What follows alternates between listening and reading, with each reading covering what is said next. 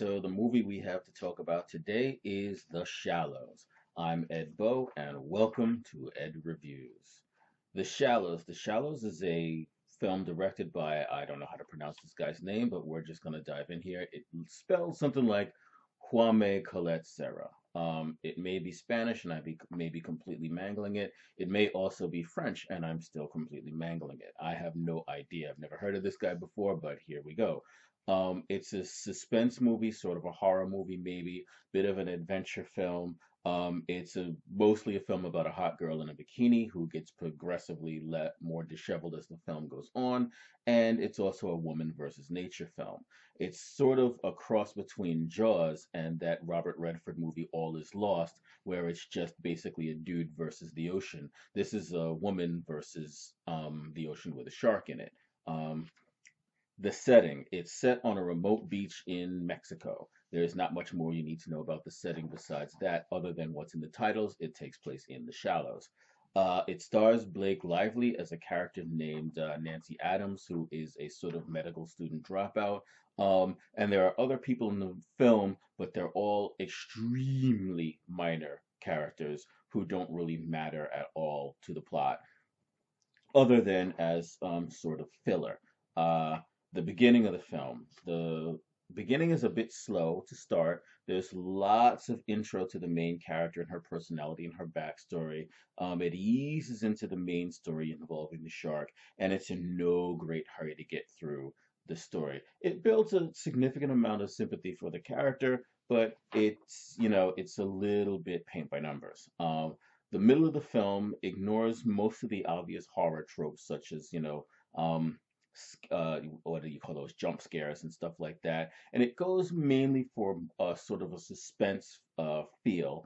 And it goes also for the woman against nature angle. And it mostly works. I must say about the suspense, um, it's not the most suspenseful suspense film I've ever seen. Um, the ending, it just kind of continues the middle until very suddenly there's an end.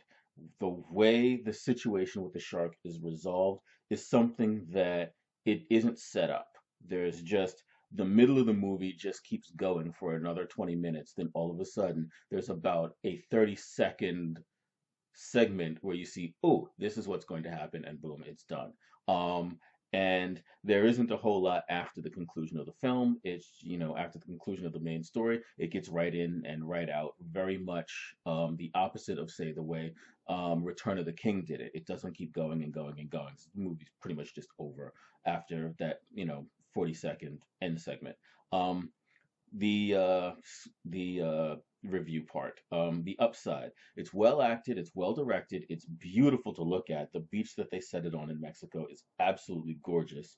Um, it works very well as an adventure film. It is okay as a suspense film. The story keeps moving forward, albeit very, very slowly. This movie has a very slow, very leisurely pace. It's in no great hurry to tell you this story. Um, the downside, it's only okay as a suspense film, not better than that. It isn't scary at all. The shark, as our main villain, has no personality, unlike, say, any of the sharks in any of the Jaws movies, even the bad Jaws movies. The sharks had more personality than this one.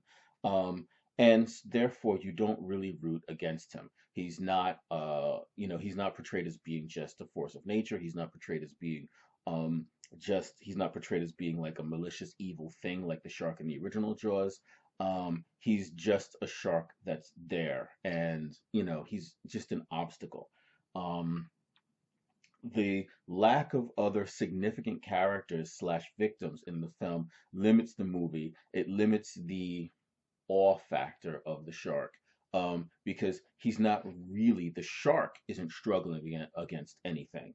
Therefore, the shark is only built up by his interaction with the girl, and the girl's level of suspense is only built up with her interaction with the shark. And the slow pace of this movie, which actually isn't that long, it's just that there's only so much that can happen between 1 and 1/10 of a character in an hour and a half. So that's why the movie feels so slow paced, despite the fact that it's not a very long movie at all. And in the end, the movie is 3 stars. It's entertaining. There's nothing really wrong with it, but there's also nothing really awesome about it either, other than the beautiful scenery. And I'm not just talking about Blake Lively. So 3 stars for The Shallows. That's my review. Thanks for watching.